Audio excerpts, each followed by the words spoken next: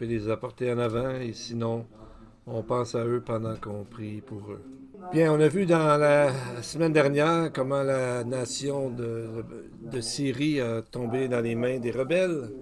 Pendant 14 ans, le gouvernement de Bachar el-Assad était un des plus cruels et corrompus envers même son propre peuple. Nous avons vu à travers la semaine sur nos télés la jubilation des gens de Damas alors que les gens expérimentaient leur libération.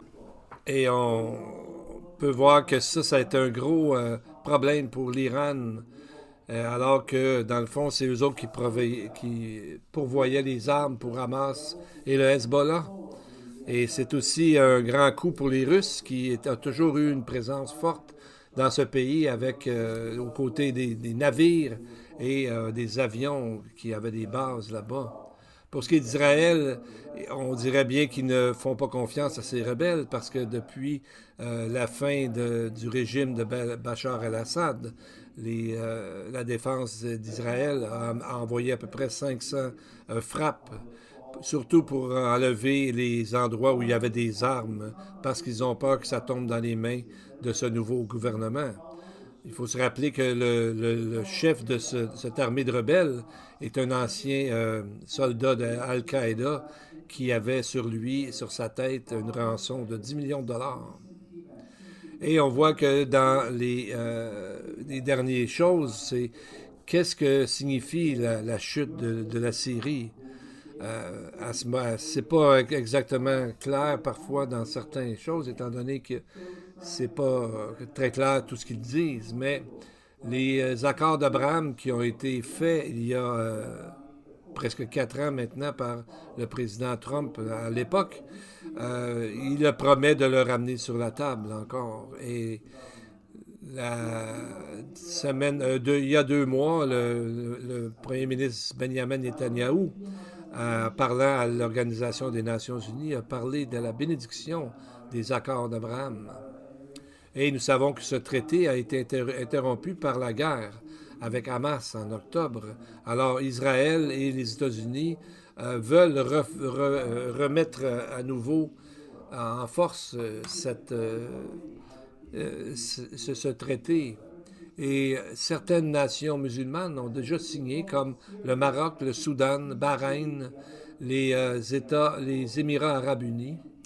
Et l'Indonésie et l'Arabie saoudite ont montré de l'intérêt.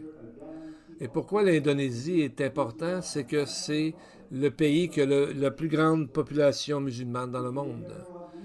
Et l'Égypte et la Jordanie ont déjà créé un traité de paix avec Israël. Et tout ça, finalement, vient en accord avec les prophéties de Daniel et Jean dans l'Apocalypse qui font référence à un troisième temple qui doit être construit afin que plusieurs prophéties soient accomplies. Et Daniel en a parlé, l'apôtre Paul et Jésus lui-même en parlant des prédictions qu'il va avoir dans le temps. Et on voit que dans la Syrie, qu'est-ce que la Syrie a rapport dans les temps de la fin? Il y a plusieurs prophéties qui regardent ce pays. On parle de la Syrie, ou qui est souvent appelée Damas, qui vont avoir une présence forte dans la fin des temps. Et 3 prophètes en parlent. On parle de 10 nations, par exemple, dans la guerre de Gog et Magog, et un autre groupe qui va être des nations proches géographiquement d'Israël, comme nous voyons dans le psaume 83. Mais on voit que c'est des groupements qui sont de d'autres nations qui vont parfois être l'une contre l'autre, mais surtout un jour viendront contre Israël tous ensemble. Et on voit les prophéties sont données surtout par 3 prophètes, Ésaïe, Amos et Jérémie. Bien, on voit que dans Amos, il commence par son livre, par le jugement sur des pays dans la fin des temps, sur 7 nations, même contre Israël. Et la première nation qui est mentionnée dans cette liste de 7 nations, c'est Damas, donc la Syrie. Cette prophétie a rapport avec ce pays qui va envahir Israël dans la fin des temps, comme le prophète a annoncé, et le prophète annonce aussi sa destruction totale. Un autre groupe de nations qu'il nous est parlé sont donnés par Ésaïe le prophète, qui inclut plusieurs autres pays comme ça, et ça va apporter, tout ça va amener vers Armageddon dans le chapitre 17. Et Damas est mentionné, et aussi Ésaïe en parle comme il sera complètement détruit alors qu'ils essaient de détruire Israël. Et il y aura aussi, après Damas, un autre pays mentionné, c'est l'Éthiopie qui, dans l'histoire, inclut le Yémen, où est-ce que les Houthis ont même récemment lancé des missiles contre Israël. Le troisième prophète qu'on parle, c'est Jérémie dans le chapitre 49, qui mentionne Damas, qui le voit aussi complètement détruit à la fin.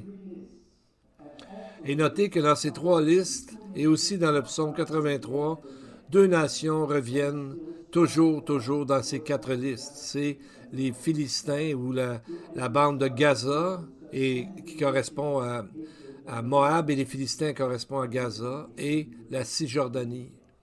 Deux ennemis qui sont toujours... ils ne peuvent pas négocier avec Israël tellement qu'ils ont une haine perpétuelle, comme on a vu que le prophète Ézéchiel le disait. Et toutes ces nations, on voit qu'ils vont terminer à ce moment culminant, qui créera l'arrivée de Jésus dans sa seconde venue. Bien, une des choses qu'on peut être sûr dans tout ça, que ce soit tous les pays alentours, toutes les prophéties qui vont s'accomplir, c'est pas une surprise pour Dieu, parce que Dieu est souverain, il voit tout, et le chef des armées du Seigneur, c'est Jésus, comme on le voit qu'il est appelé dans le livre de Josué.